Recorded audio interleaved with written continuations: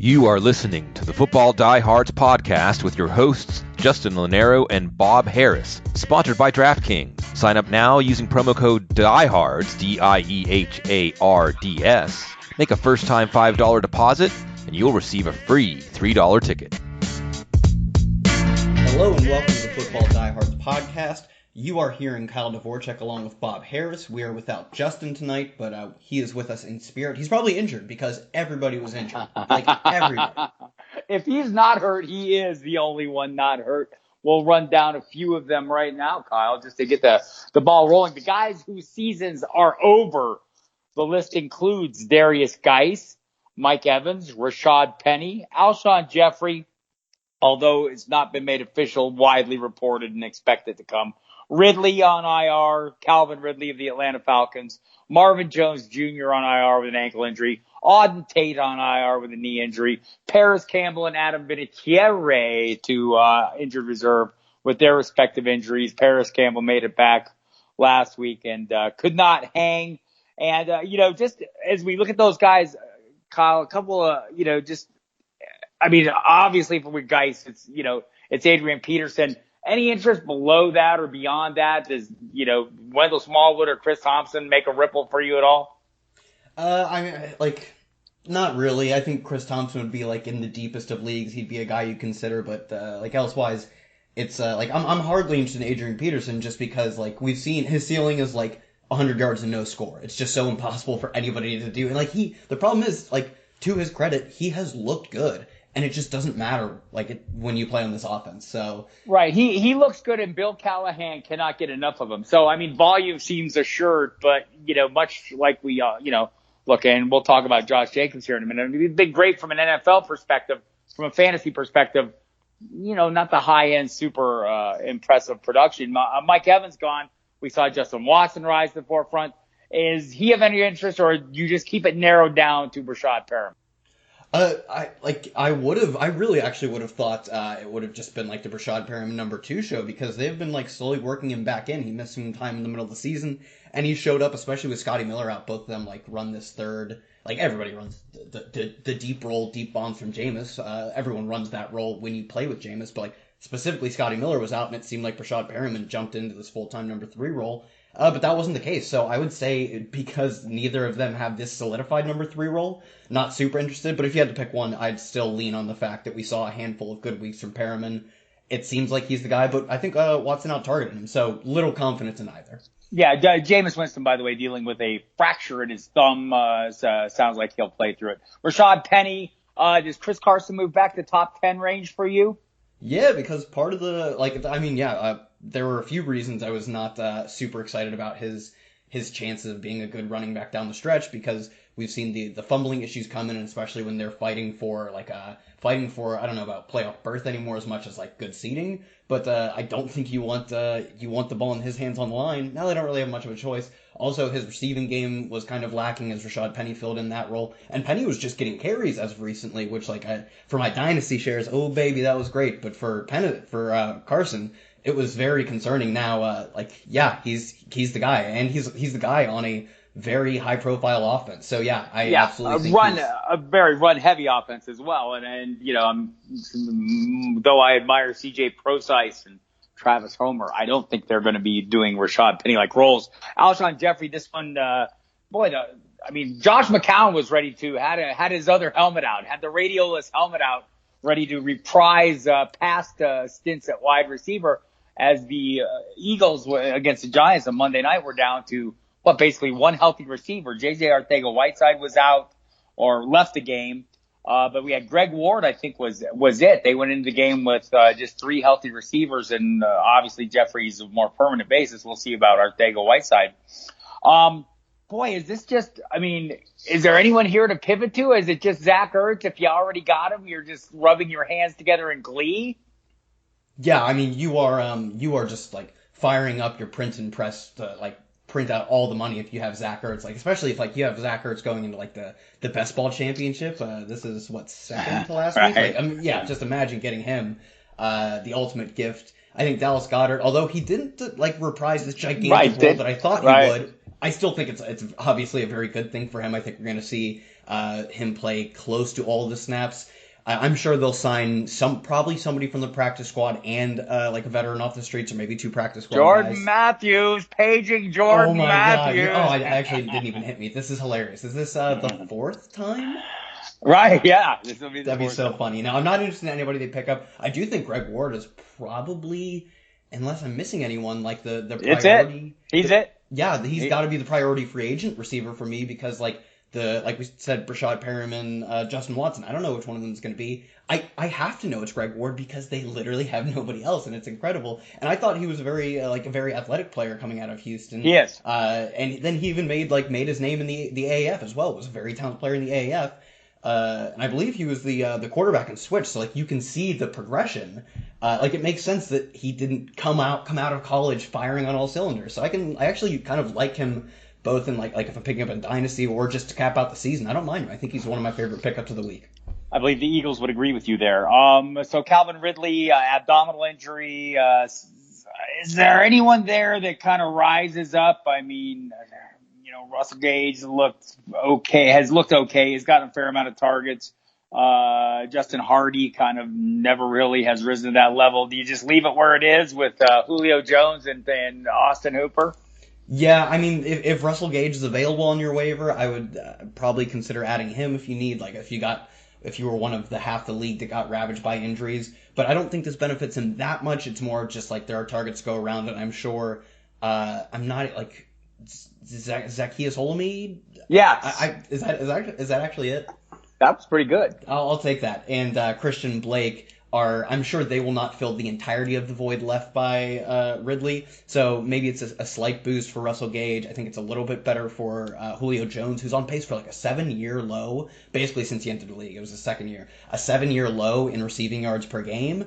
So this is probably a decent boost for him and Austin Hooper, but I don't think it's a specific benefit for any one player. It's right. And we go with Zio, by the way. Oz.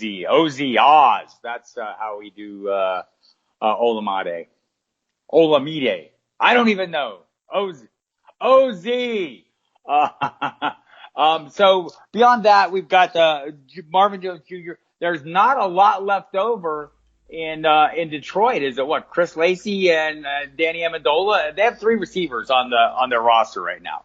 Yeah, this is one where I'd still go with Greg Ward over Danny Amendola. But yeah, I think Danny Amendola just has to, it's another one where they don't necessarily play the same role, but at this point they have to throw to somebody. They're also without TJ Hawkinson as of a week or 2 ago, and I would have been excited for Marvin Hall, who's got 10 targets on the season, I swear 4 touchdowns, but also on IR as of a week or 2 ago. So yeah, I think it's just Kenny Golladay, another guy like Zach Ertz. If you made it in the best ball championship with him, you were just laughing all the way to the bank. Because who else are they going to throw to? But I think Danny Amendola, having had a pretty secure role throughout the season, will actually, I can easily project him to have an further increase in his role. Probably only a PPR guy, just because he doesn't have crazy scoring upside. He's not a super high yards per target. He's not explosive or anything anymore. But yeah, I think he is a clear beneficiary of this. And I would look to him on the waiver wire only behind Greg Ward. Auden Tate had been pretty effective for the Bengals. Do you spy anyone on that roster who might step up? I would just be looking at John Ross. They basically did the same role, except John Ross was better at it earlier in the season when he was the only one playing this deep role. So he's a guy who I think is more interesting. But how would you feel better about getting passes from David Blau or Andy Dalton at this point? I don't know. It's a coin toss. I'm just bummed out you missed my whole spy reference there. Damn you, Kyle Dvorchak. And if you aren't up to speed on the Spygate 2, you should be. No, oh God. I saw it and I was like, there's nothing I want to hear less about than such. Oh, God. It sounds like they're moving quickly to put this one to rest. And I think everyone involved kind of realizes the benefits of not dragging this out until 3 years from now. Parris Campbell mentioned. So Marcus Johnson is kind of flashed a little bit. Zach Pascal, a little hard to rely on. They added Dontrell Inman today. I get the feeling we're not going to see T.Y. Hilton. How about you? Yeah, it was pretty obvious a few weeks ago that the direction their season was heading and the way they were talking about him, it did not seem good for his prospects. And yeah, it is pretty much done. It was kind of the same way with Darius Geis, where they're well, he's definitely not playing this week, but he also maybe comes back, and it just doesn't seem to matter for them at this point. They've got nothing left to play for. Like, maybe they're still mathematically in it. I'm not even sure, but they're not in it. They're done for. So why, like, he's probably around 30 years old at this point. Like, There's no reason to bring him back. So no. And so that brings us to the walking wounded this week. Lamar Jackson dealing with a bruised quad, it sounds like. He says just a short time ago, he practiced, at least on a limited basis today, that he's playing. I expect him fully to play. Maybe he draws a questionable designation, maybe not. Mark Andrews also a little beat up with was it a knee he hurt, Kyle? I think it was, yes. Knee injury yes, there. it was. Yes, it was a knee injury. And it's been reported that it's a mild issue and that he is expected to play as well. So we'll hope for the best there. It's a Thursday night game. Hate Thursday night games. Like them better against the Jets, although Jets pretty good run defense. I argued today, and see if you agree, that this is not like a conventional rushing attack. Can you take that tough matchup against the run and just like treat it like that's like the Ravens offense is normal? Or let me narrow that down. Like Lamar Jackson is a normal component in the rushing attack? I would pitch the rushing stats against in the complete bin when you're playing against Lamar Jackson. Like, I think like Tampa Bay is one where we've seen all season they just continued to limit the running back production. It doesn't matter. No matter who they're playing. If it was Tampa Bay, if it was like San Francisco or the Patriots, which we've both seen, just nothing matters when you're playing Lamar Jackson. If you wanted to make that argument for Mark Ingram, I could easily see that, although I do think he's just part of this dynamic rushing attack. But for Lamar Jackson specifically, I think the most real risk to his production this week, assuming he plays, is not the defense. It's not that this quad injury actually limits his rushing ability, because he seems fine. And even if he's not 100%, he's still 100% better than the next closest rusher. He's just that good. It would be that he gets pulled at like halftime because they're crushing them, and it would make sense to pull him because like he's a little banged up and they're looking to go down the stretch. Like if they're up, they have postseason on their mind. That's amazing though, that his like the worst case scenario is that he's too good. Yes, and it's very possible that he is. Okay, so in that same game, Le'Veon Bell, expect him to return. He's done bowling and done being sick apparently because he was bowling after he was. To be fair, like you could bowl with like the worst flu possible. It's bowling. And also, to be fair, he was basically better. They just banished him from the team's facility because they thought he was still contagious, the doctor said. And then his doctor told him he should get out and get a little air and move around, and by golly, he did. And he said he bowled a 251, which they tell me is really good. I wouldn't know. Josh Jacobs, a little bit of an issue there with the shoulder injury that sidelined him last week. We kind of saw this one foreshadowed. All the previous weeks, limited practice, then off the injury report Friday. This week, no practice, then questionable Friday. DeAndre Washington and Jalen Richard, filled the void. Mostly, though, DeAndre Washington, matchup against the Jacksonville Jaguars. Are we going to be talking about him when we get into the DFS picks? Yeah, I mean, it's still contingent on if Josh Jacobs plays or not, but assuming that he doesn't play, man, that was I think the thing that surprised me the most was that he got 6 receptions in that game, and I would have thought absolutely that Jalen Richard, like I thought it would have been very clearly a James White, Sony Michel stark contrast. And no, DeAndre Washington is just a talented receiver. They recognized that and got him the ball a lot. And he also got a lot of the team's rush attempts. And this Jacksonville team, I think they have 5 straight games of 3-score losses, and with multiple by like 30 plus. They suck, and they love everyone to know it. They don't care. So if you're getting both a guy who can catch passes and a guy who's going to be getting the rushing work when they're up by 30, oh man, yeah, he's a great play. And he was a great play last week because not that many people are actually on him. I think we, like, I was kind of always had this in mind that I would late swap to him in DFS if he got the start because he was as good, if not a better play than, like, Bilal Powell. So I left that flex spot open for him typically. And nobody played him because it was just hard to, like, prepare that contingency, apparently. So he was just the stone cold nuts last week, and it was awesome. Yeah, the late afternoon kickoff kind of worked against some people's favor as well. Derrick Henry on a rampaging roll, second only to that of Ryan Tannehill. The most amazing quarterback in the NFL, not named Lamar Jackson right now, apparently. Henry has a little bit of a hamstring issue. They've been managing it in practice. Expect more of the same this week. The one that worries me, Devontae Parker suffered a concussion. Albert Wilson did as well. Probably bearing the lead here. The Dolphins waived Zach Zenner today. Terrible news. I hope you're okay, Kyle. He'll get to I'm sure. This is actually kind of his plan to just get on every team. I think this is actually a good thing for his brand. Certainly it is. But Parker's case. So let me throw out a theory and see what you think of this. So we saw the Miami Dolphins. This team is getting better. You might not have heard this, but it is. And part of the reason they were getting better is because Ryan Fitzpatrick was getting better, and he was playing quite well. And they were doing extremely well in the red zone, 80% scoring rate in the red zone, the success rate, best in the league. That ended on Sunday when they went, 0 for 8, I believe, in the red zone, 0 for 6, 0 for 7, 0 for 8, something in that range. And that's why young Jason Sanders kicked 7 field goals. But am I crazy to believe this coincided with Devontae Parkerless offense? Because honestly, if you go back, his run of huge success, and he had been, I think, wide receiver 4 in fantasy scoring from week 6 on, kind of coincided with Fitzpatrick's return. Is this a combo that must be together for it to work?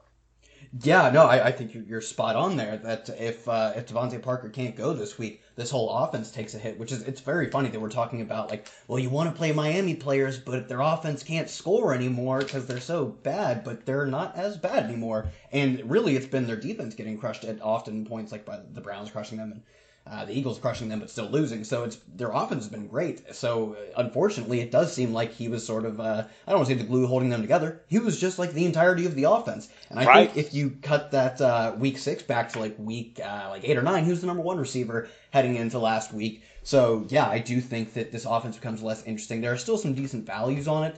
But and also it does make me think that maybe if they can't score as much, it makes stacking their games less appealing because you can still pass against their defense.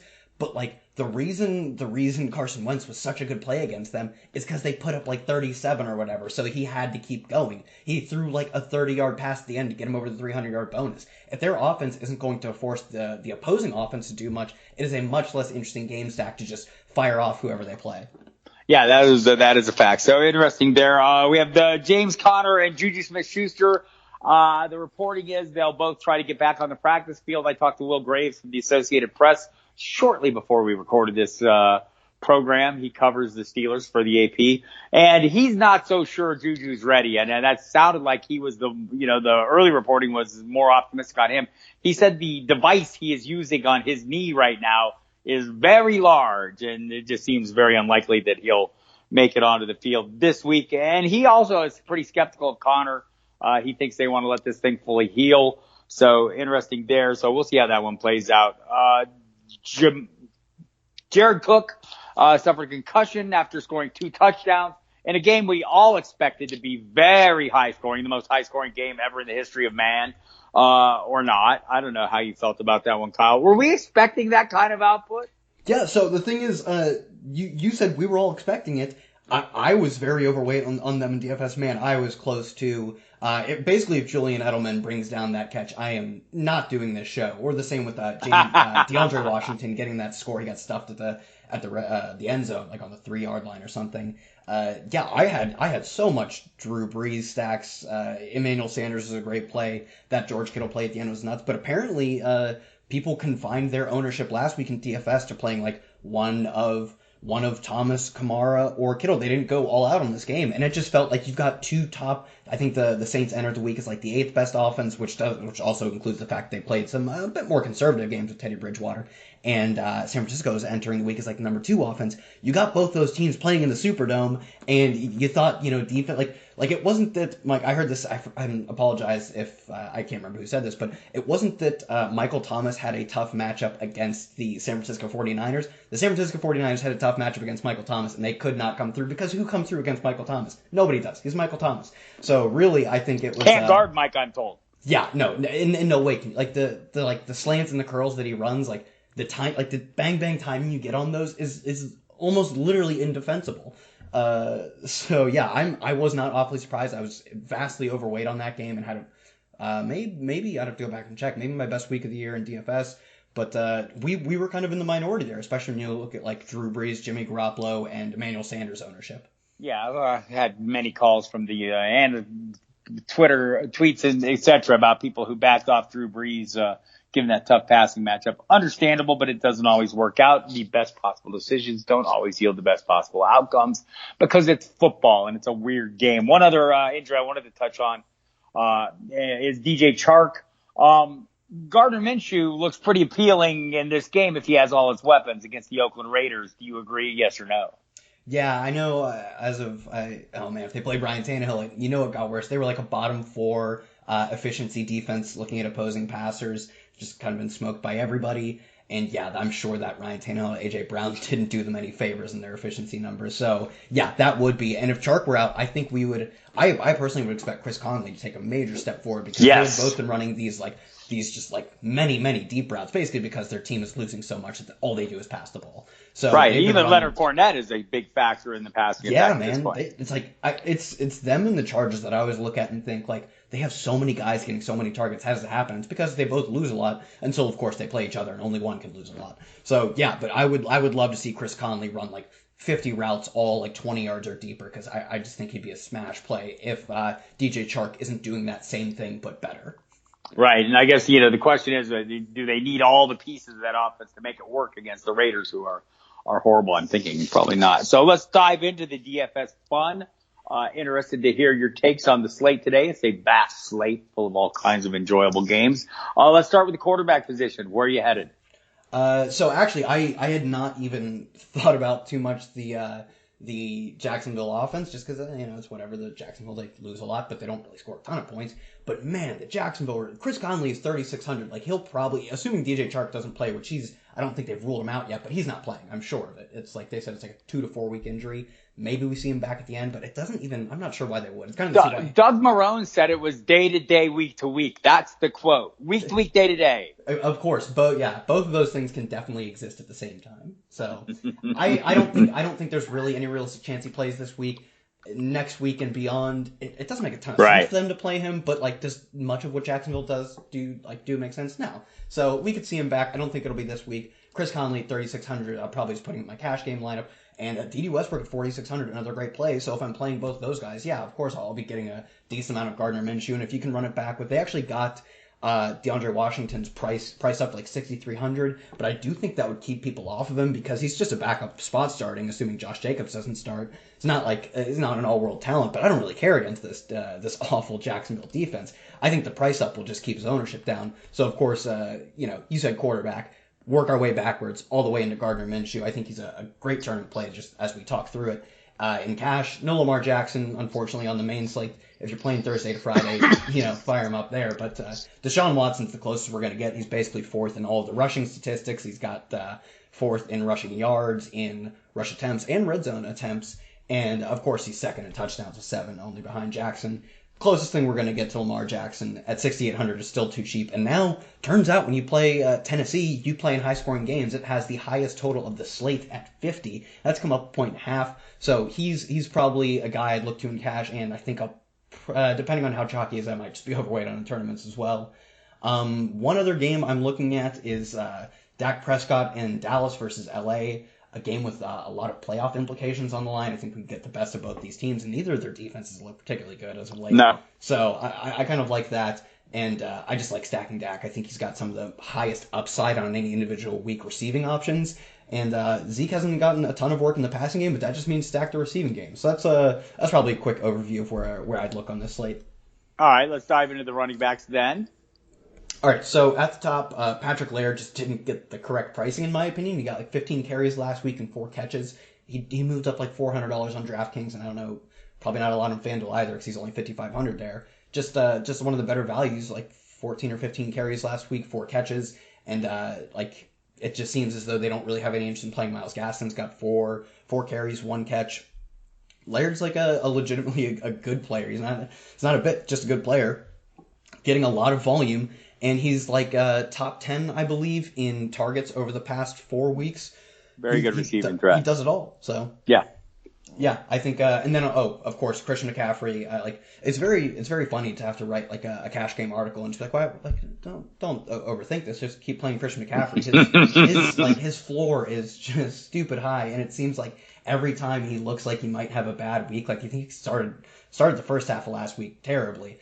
came through with 24.5 points. Like he might not hit 3x every single week, but your floor, you just lock in so many of your salary cap to at least 2 point something x. Last week he ended up with 24.5 after a slow start because, man, we thought he was a receiving back early in the season. No. You have not seen anything yet. Over the past weeks, 12 targets, 9 targets, and 14 targets. Right. It's just unreal no matter what. Man, they've lost 5 in a row. They suck, but that's great for McCaffrey. So, well, what about Chris Carson against the Panthers? The other side of that game. I'd probably be. Yeah, he's actually a pretty solid spot. I'd probably be looking to get another cheaper player because I like some of the receivers higher up. I think, Adrian Peterson, not the worst play, although Philly's mostly been susceptible to the pass all season. Right. They've been tough against the run. They were, top 3 heading into last night's game. So yeah. I'd probably be looking at more of like a Leonard Fournette who just gets it's crazy how many targets he gets. Like he's kind of, I don't know if it's just the scheme they're running, but I really think he's kind of, I don't want to say transformed as a player, but they're both learning how to use him better, and he is getting better as a player because we saw in college he had like an upper percentile target share, just didn't really do much with it into the NFL. That has since changed, and he's getting he's fat CMC. So I think he's still one of the better values on any given slate. So that's probably my 3 cash game running backs. Jamal Williams at 4,200 if you find the need for savings. 4,200 for a guy who's basically splitting work with Aaron Jones. I know Jones popped off last week, but Jamal Williams still gets his. Beyond that, man, I want to be interested in Chiefs backs, but I think Spencer Ware led the team in snaps last week. Right, it's impossible for me to play Chiefs back right now. But on the other side, the Broncos, Phillip Lindsay going up against the Chiefs defense that's been pretty generous to running backs on pretty much every team except the Patriots. Yeah, I would probably only be interested in running Phillip Lindsay if I'm mega stacking this game. And even then, the problem with me is Phillip Lindsay has not really gotten in the receiving game. He hasn't gone over 3 targets in since 6 weeks ago. He's only hit 5 targets, I don't know, twice in the past 10 to 12 games. The thing I thought I wanted Phillip Lindsay for is that even if they get down, he's gonna get a lot of receiving game work. That really hasn't happened, so I think I'd probably just stay away from the backfield entirely. Well, then let's throw out the elephant in the room, and by the elephant I mean the Austin Eckler in the room. Coming off a huge game, are people going to be chasing those points, and are you among those people? Yeah, I think I will. First of all, I love Austin Eckler. I think it was Bobby Gomez and myself on the would have been Sunday morning Die Hard stream. We were like, I don't know if we'll play Austin Eckler or not, but I want to be clear, no matter what happens, we are victory lapping this because we've said all season he is the better running back. Dude, he is so good. The problem is he got to 100 yards last week on 8 carries, and I get it. I think they even got their 3rd string running back in towards the end, but he's still not this workhorse back. He's not even close. He's the bottom end of a committee. Only saw 5 targets last week, which, I mean, I think he had 12 touches altogether for that 200 yards, right? Yeah, yeah, you're right, he did. 12 touches. It's just such little volume that I think even if you say, he's wildly efficient, he can do this again, it's just not worth the amount of, chalk you have to eat for the people who are chasing it. He's a great player. Right. Truly just an awesome player. And the 100 is so sick that he got that. I think he's the only player to get that this season. McCaffrey had one last season. Yep, but, that is a fact. Well, the only running back. Lamar Jackson does it on a regular basis. Yeah.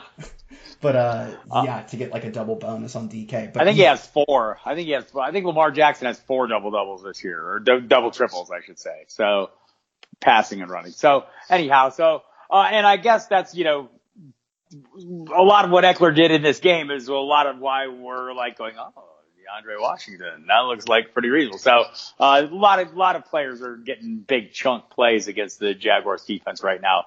They're kind of decimated by injuries and attrition and not playing well. So let's move on to wide receivers. Give me the top of the bill. We already talked about Jags receivers. I think they're the best values this week, but you have to spend your salary somewhere. Looking up at the top, DeAndre Hopkins, if I'm running Deshaun Watson, I'm just going to run him back with, I'm just locking in Hopkins pretty much wherever, especially if Will Fuller doesn't play. I don't know what his status looks like, but whenever he doesn't play, it is just such a boon for DeAndre Hopkins. And if Will Fuller does play, I'll just pivot to Will Fuller. Beyond that, I like Tyreek Hill against Denver. I think it's really, and of course we have to talk about the God himself, Chris Godwin. Assuming Jameis Winston's healthy, which they're saying he is, no healthy enough. Yeah, enough. I don't like. He's fine. His arm could fall off. He'll switch to whatever his non-dominant hand is and just chuck it as far as he can. Chris Godwin is just in a smash spot this week. I'm interested to see if he gets like mega chalky. Maybe I will pivot to like some Brashad Perriman or some Justin Watson in tournaments. But like in cash games, I'd probably be running like if you're running Conley, Laird, if you're running Conley and Laird, I think it's pretty easy to get up to like Godwin, McCaffrey, and probably Fournette or something like that, something of that nature. So, yeah, I think paying up basically everywhere because we got such cheap options is a good spot. So Godwin will probably be the guy in cash for me. Let's see what else. Oh, DJ Moore, 6,600. That's a bad price. I don't know. He was way more expensive. Yeah, he was 7K last week, 68 before. I guess a 6 target, 4 for 81 week wasn't good enough. Like, immediately drop his price? No, it's just straight up a bad price, and also in a great spot against Seattle. Anytime you can play this newfoundly very bad Seattle defense this season. Yeah, I like that. Right, and David Clowney increasingly beat up, one of the few disruptors, frontline disruptors. So I guess I'm with you there on Moore, and I think what it was that he's over 1,000 yards in the season. It's his first 1,000-yard receiving season for a Panther since 2016. And the first by a wide receiver since Kelvin Benjamin did it in 2014. And if you're not old enough to remember Kelvin Benjamin, don't worry, you're not alone. Hardly anyone else is. So yeah, great season for him, even with Kyle Allen struggling a little bit. Any like bargain basement types that you're really into in this one? Yeah, I would just on the slate, it's just Jags receivers all the way. Like even both Chris Conley and D.D. Westbrook are super cheap plays. I'd be interested to see if Keelan Cole's going to get that third receiving option. I'd just be interested in him in tournaments. I don't think you can project enough of a role for him in cash. Beyond that, Corey Davis at 3,800 if you're running Houston would be an interesting way to leverage what I imagine will be a chalky A.J. Brown. Like he's really just you're hoping to get apparently you're hoping to siphon off some efficiency from Ryan Tannehill. Who would have thought? But the way Tannehill is playing, a 4 or 5 target game from Davis, that could be all it takes. That's probably all I'd look at cheap. I think, if you're going cheap, go Jags or go home.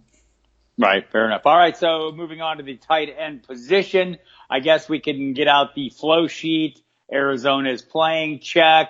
They're playing the Cleveland Browns. The Browns have a tight end, check that box. And do we just throw David Njoku in, or do we give him look, I was backing off Vance McDonald last week because I'm just not a fan of the player.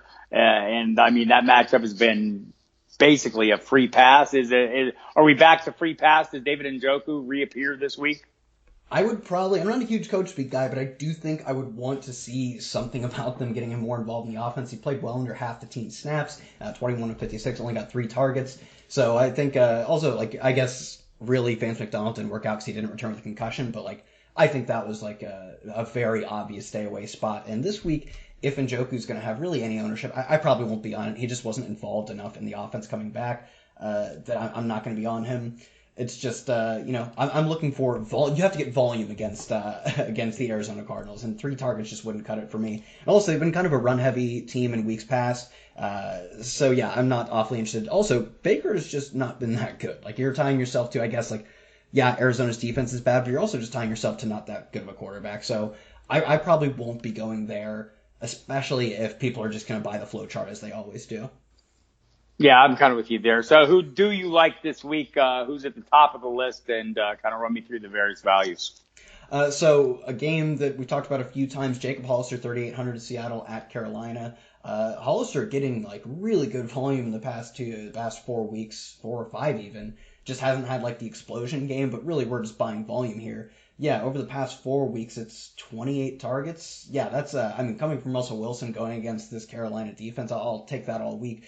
I think he's probably probably about as low as I would go.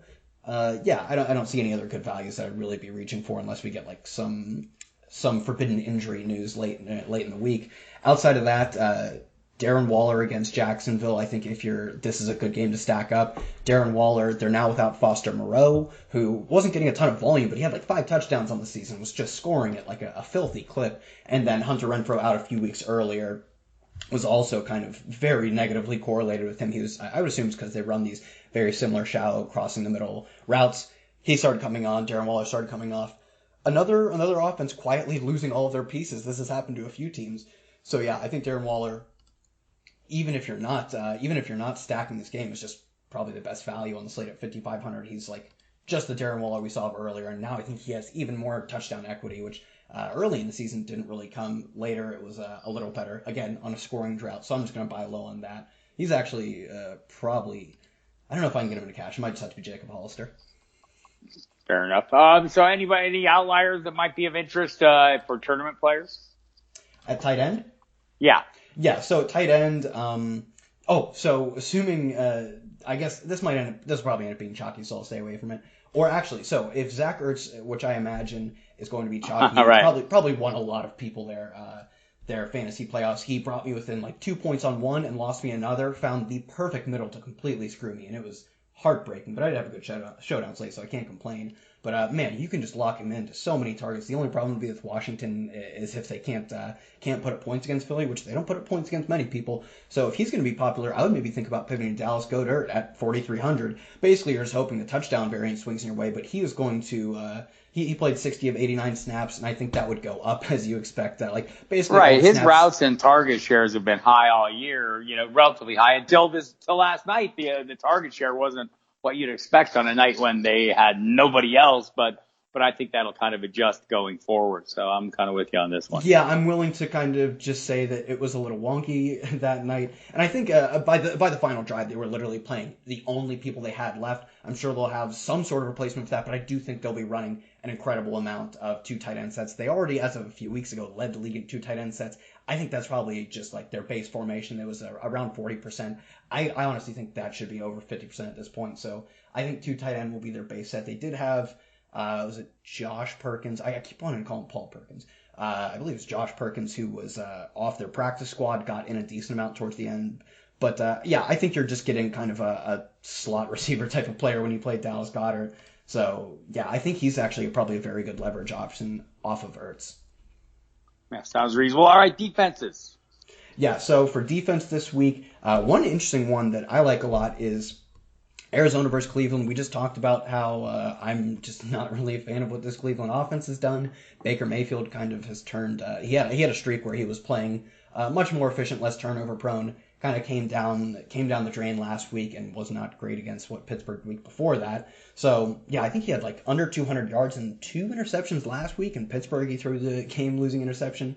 Basically, we just kind of we had the entire first probably 8 or 9 games showing Baker Mayfield being a sack-prone, interception-prone quarterback. He got a little hot for like 3 weeks, and now he's back to normal. And for 2,200, Arizona at home against a struggling Cleveland team, not entirely out of it, but their playoff chances are closing in on none. I think they're probably the best value, although paying down's burned me a few times. So I guess if I'm paying up, man,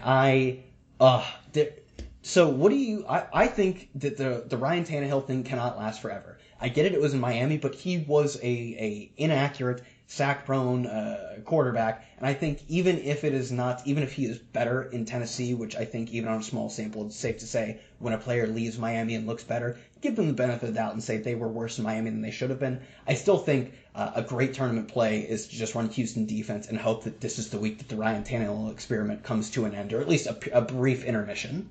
Right. As my serious co-host Mike Dempsey says, don't you just feel like Tannehill has got both hands on the rug and he's ready to pull it out from under you? Oh, I have thought that for so many weeks. But that's the thing, though. I mean, it's been like it's been a solid run, and we've seen quarterbacks reinvent themselves in new locations. I mean, Carson Palmer went from Oakland to Arizona, although there was like a lousy year in between his good years. But it does happen for players, and perhaps Arthur Smith has got the play calling dialed in and the pieces around him. He's been very effective on play action. But I'm kind of with you, and Dempsey both. I kind of feel like at some point he's going to turn back into Ryan Tannehill, right? I mean, you see this a lot. So not against this play at all, the playmaking. And so I also like to often pick on the young quarterbacks and experienced quarterbacks. Kansas City's been making some plays on the defensive side of the ball lately. Do you think maybe Drew Lock is ready to take a step back? Oh, yeah, that's actually a really good one. As soon as you said that, it kind of popped into my mind. And honestly, Drew Lock has not been like wildly efficient since starting. He had a good week last week, but like he's not he's not really taking many he's not being very aggressive. He's being pretty timid, and I think that's something that the Kansas City defense, one, it gives them a decent floor, but also it's probably just something for them to pick on, that he's been kind of predictable in the way he's played. And also, Cortland Sutton has just played out of his mind. Is he incredibly good? Of course, but like, are they running a little hot with variants that he looked like Randy effing Moss? Like, yeah, probably. And the same with, like, Noah Fant. Noah Fant, by the way, one of, I think, only two or three players to have two 100-yard receiving seasons as a tight end as a rookie, with, like, one player I don't remember, and Shockey. So also a little beat up this week. He injured a foot last week, and sounds like he'll be ready to go, but we'll have to see. All right. Well, let's feel like we've run through a number of things. There will be plenty of news and information on the website, including some great DFS articles by Kyle. Lots of news and notes. We'll start out the week on Wednesday, as always, with the team notes. So check that out. Kind of sets the table for you, gets you ready for the week. And there will be more on the injuries. You'll find out a little more about Odell Beckham, because we all haven't heard enough about Odell Beckham, have we? I think we need to hear more, because Odell Beckham is the gift that keeps giving. Unless you're the Cleveland Browns, then he gives you nothing. Or fantasy owners, and he gives you less. Kyle, let's call it a night. Let's call it a night indeed. Everybody check out all the stuff at Football Diehards. I've got the stream going on with Bobby Gomez. By the time you're listening to this, it will be today on Wednesday. We also do a Sunday morning breakdown. Lots of awesome stuff. Justin has Digging Through the Crates, which will come out, I assume, in the next day or two by the time you're hearing this. So for myself, for Justin, who is absent, I assume injured, I would guess concussion. We had a lot of concussions. I'm going to group him in with those. What's your guess? What injury did he sustain? I think my gut feeling is he's kind of permanently concussed. So we'll see how that goes. We'll welcome him back with open arms, and we'll hold our brother up and carry him along. Actually, he's been carrying me, but that's okay. I can give him a hard time when he's not here. So for him, at Justin Lanero and Bob at Football Die Hard, everybody, thanks for tuning in. We will catch you next week.